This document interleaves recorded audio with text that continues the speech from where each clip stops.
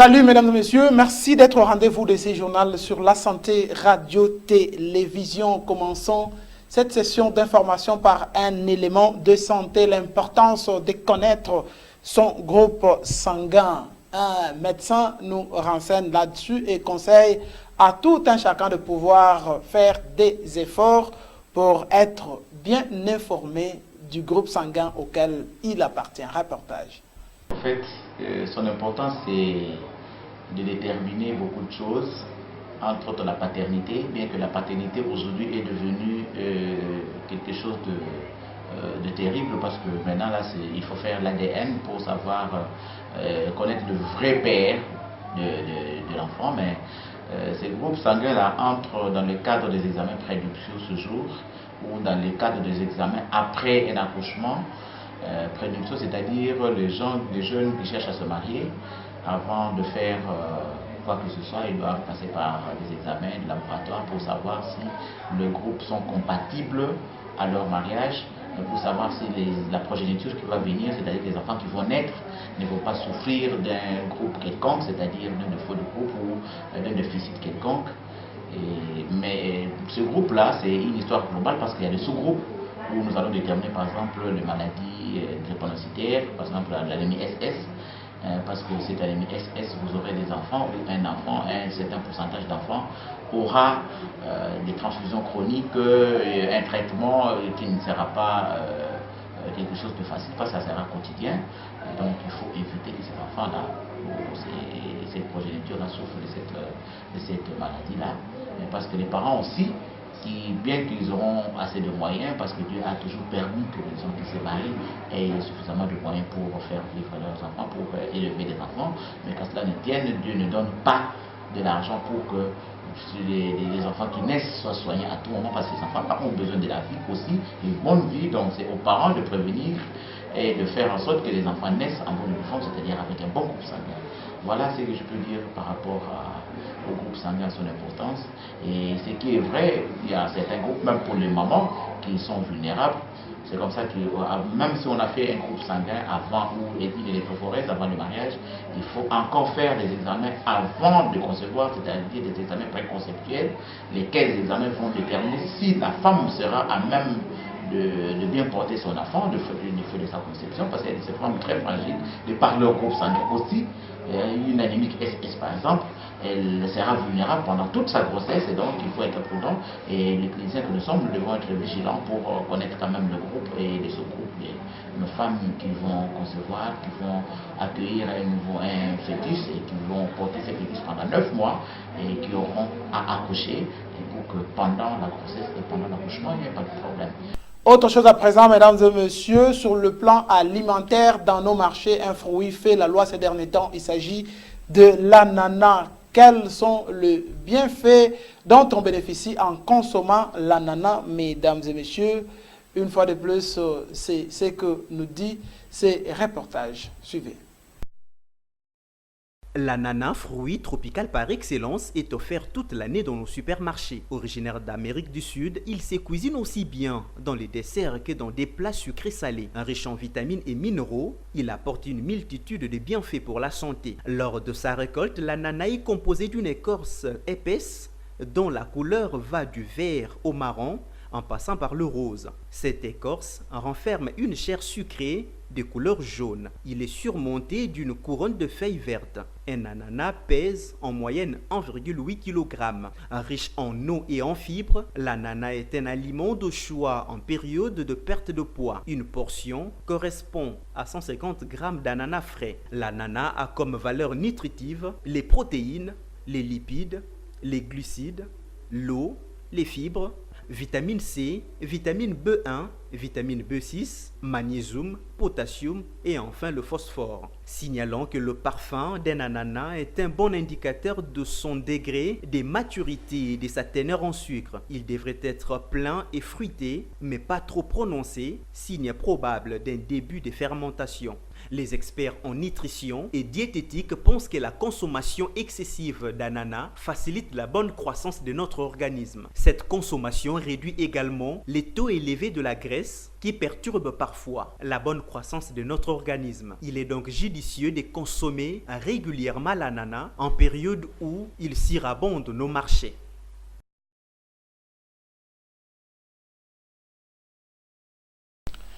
Restons au village Kinzaou, mesdames et messieurs, pour parler à présent de l'accès à l'eau potable qui pose de sérieux problèmes à la population habitant cette partie de la ville de Matadi. Nombreux font recours à une source où l'eau jaillit pourtant très difficilement. Suivez.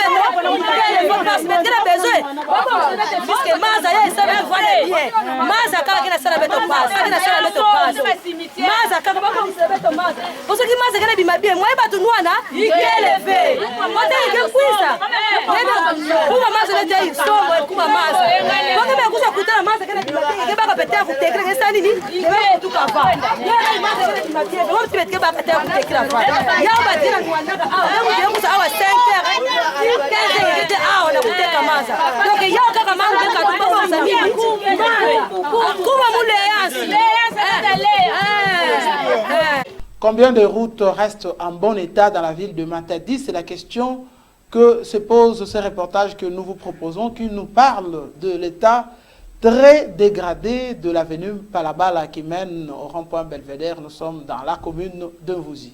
Suivez. La question de la qualité des routes demeure une préoccupation majeure pour la ville portuaire de Matadi. Hier, gâtée par la présence de quelques tronçons, Matadi se retrouve à ce jour en face d'un besoin criant de renouvellement de ses infrastructures routières dans la majeure partie, car la plupart se retrouvent dans un état de délabrement très avancé. C'est le cas de l'avenue Palabala qui part du stade Patrice Emery Lumumba vers le rond-point Belvédère.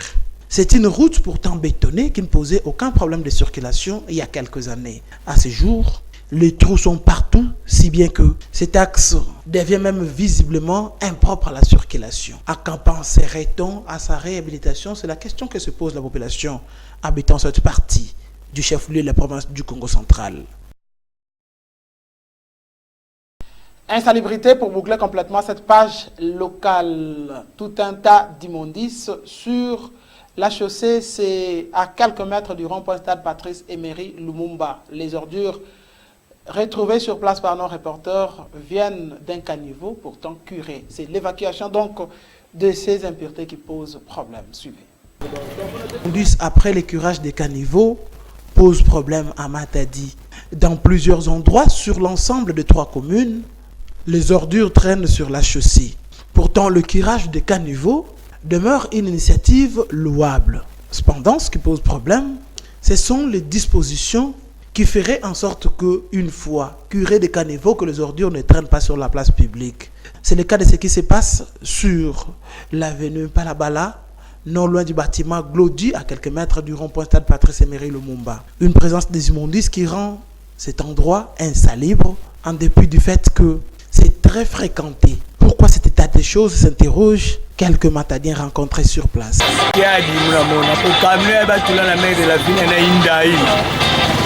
une semaine,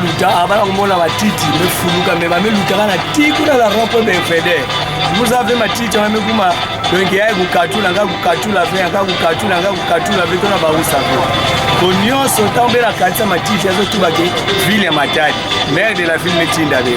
Mais Yamekuma, Yankara Bagemutara Wa, Yankara Baekatu, Ratala Santé Foucault.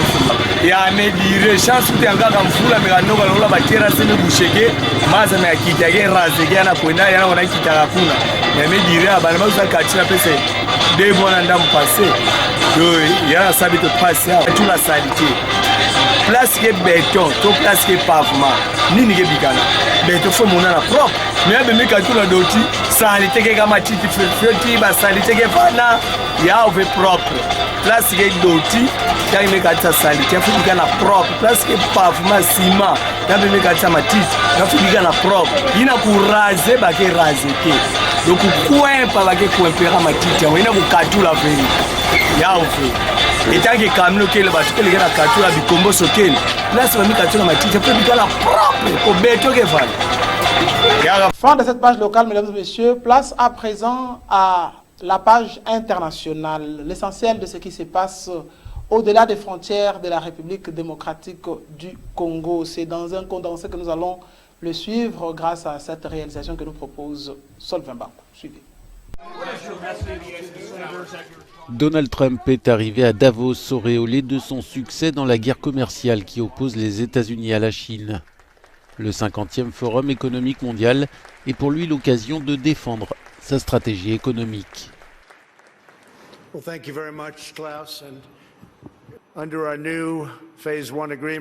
Dans le cadre de la première phase de notre nouvel accord, les négociations de la phase 2 commenceront très prochainement. La Chine a accepté de faire des compromis substantiels, des mesures pour protéger la propriété intellectuelle ou stopper les transferts forcés de technologies. Nous n'aurions pas pu sceller cet accord sans la mise en place des droits de douane que nous avons dû utiliser et que nous utiliserons pour d'autres.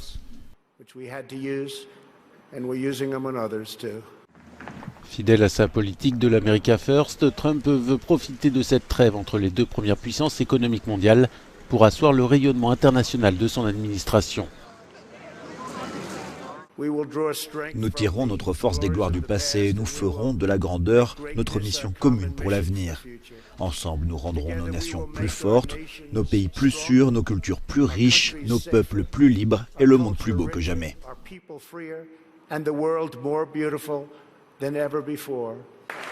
En campagne pour sa réélection en novembre et à quelques heures de l'ouverture de son procès en destitution à Washington, Donald Trump a choisi de jouer à Davos la carte de l'optimisme.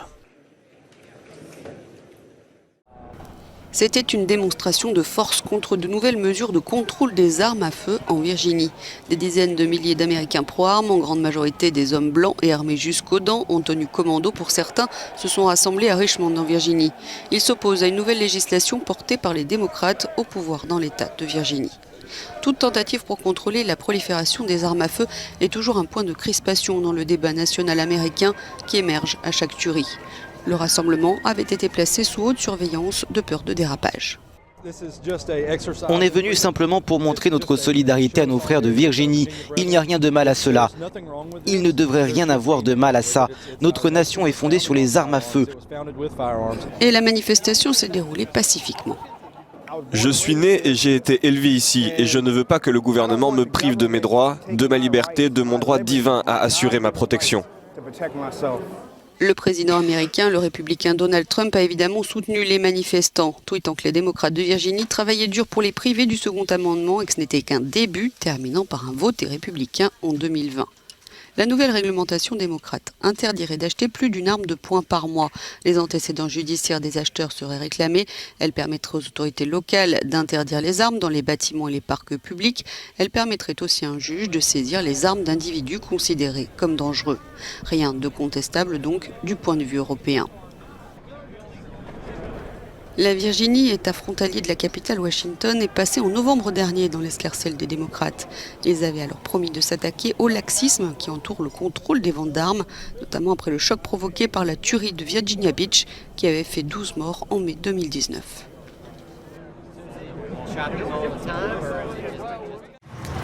Le bilan s'alourdit en Chine où un virus proche du SRAS a fait désormais 6 morts, tous dans la ville de Wuhan, le foyer vraisemblable de l'épidémie. Par ailleurs, des dizaines de cas supplémentaires ont été recensés, ce qui porte à près de 300 le nombre total de personnes infectées, selon les données officielles des autorités chinoises, qui tentent de contenir ce nouveau type de coronavirus dont les symptômes s'apparentent à une pneumonie. La communauté scientifique est mobilisée.